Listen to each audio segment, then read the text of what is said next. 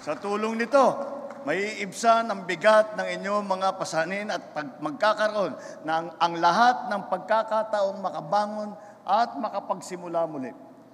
Hindi na kayo mangangamba sa pagbayad sa amortisasyon. Hindi na kayo matatakot na mawala pa ang lupang pinagkukunan ninyo ng pantustos sa araw-araw. Marami pa pong pangarap at plano para sa Pilipinas. Nais kong maging kaagapay ng bawat isa ang pamahalaan. Nais kong mabigyan ng magandang edukasyon, kalusugan at hanap buhay ang bawat Pilipino nagsisikap pagbutihin ang kanilang mga buhay. Nawa po ay sa pamamagitan ng mga tulong na ito at sa pagsisikap at pag-agapay sa bawat Pilipino, may tataguyod natin ang isang bagong Pilipinas na hitik sa mga biyayang bunga ng mga binhing itinatanim natin ngayon. Hangad ko na katulad ng aking kaarawan, ang inyong maghapon at kinabukasan ay maging puno ng liwanag, ligaya at pag-asa.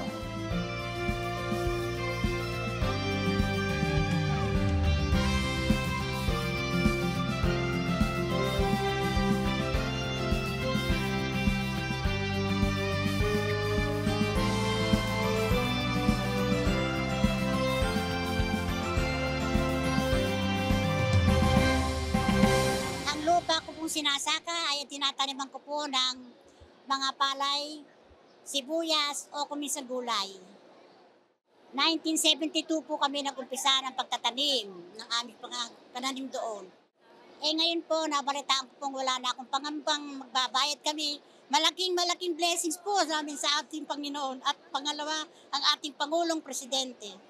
Kaya malaking pasalamat po namin, unang-una sa ating Pangulong Presidente na siya ang nagbigay ngayon ng pagkakataong Certificate of Condonation sa mga magsasaka.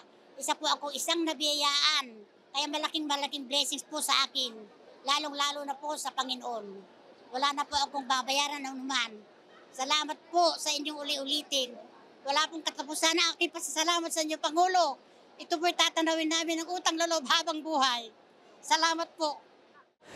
Kami po dito sa Region 3, sa Central Luzon, lalong-lalo na po sa Nueva Ecija ay nagagalak po na gagawin po ang distribution ng condonation certificate sa aming magsasaka ngayong araw kung kailan din po kaarawan ng ating mahal na Pangulo. Masayang-masaya po ang 6,000 naming ARBs na makakatanggap ng condonation certificates. Ito po ay nagkakahalagang 276 million na mawawala po na hindi na po babayaran ng aming mga magsasaka sa land bank po dahil po na-condone na ng ating mahal na Presidente. Tuloy-tuloy po kami sa aming commitment na magkapag-distribute pa po kasi meron pa po kaming remaining 4,000 na condonation certificates dito sa Nueva Ecija.